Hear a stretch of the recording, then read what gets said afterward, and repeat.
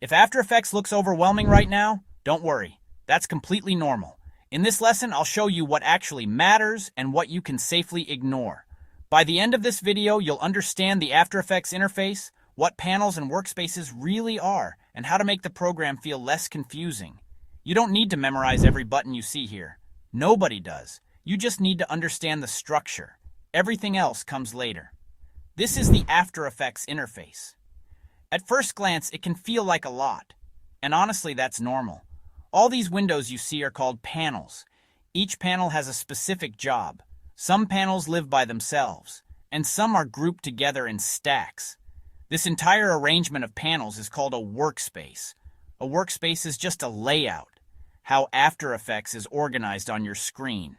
And the best part is, workspaces are fully customizable. Before we go any further, let's make sure we're all seeing the same layout. Go to Window, Workspace, Default. Then click Reset Default to saved layout. Now we're perfectly synced. When you're working in After Effects, screen space is extremely valuable. That's why learning how to control panels isn't optional. It's essential. If you move your mouse between two panels, you'll see a double arrow. That arrow lets you resize both panels at the same time. The same thing works vertically. This simple control makes a huge difference. When panels meet at a corner, you can resize in both directions at once. This gives you quick, precise control over your layout. Resizing is just the beginning. You can move any panel by clicking and dragging its tab. As you drag, After Effects shows you highlighted drop zones. Those highlights tell you exactly where the panel will snap.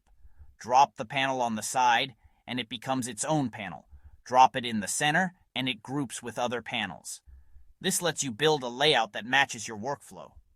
The goal here isn't decoration. The goal is speed. The less time you spend opening and closing panels, the more time you spend creating. Some panels work better together.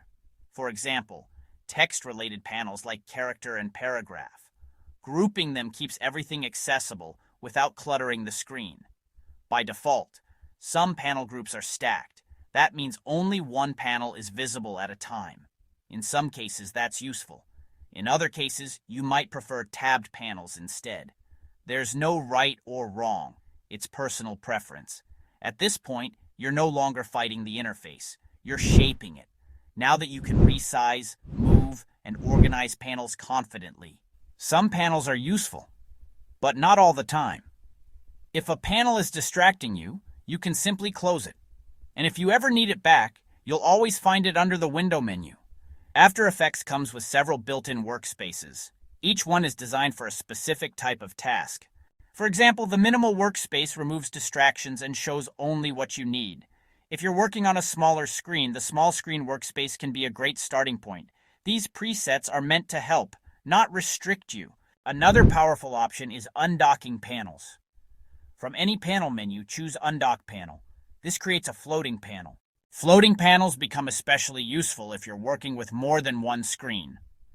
You can move panels to a second monitor and free up space on your main screen. This is how many professionals work. Once your layout feels right, save it.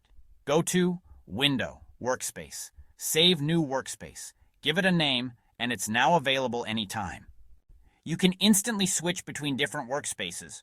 One layout for animation, another for text, another for tracking. No setup time, just switch and work. If you don't see your workspace in the top bar, that doesn't mean it's gone.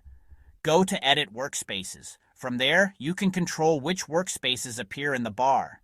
This keeps your interface clean and organized.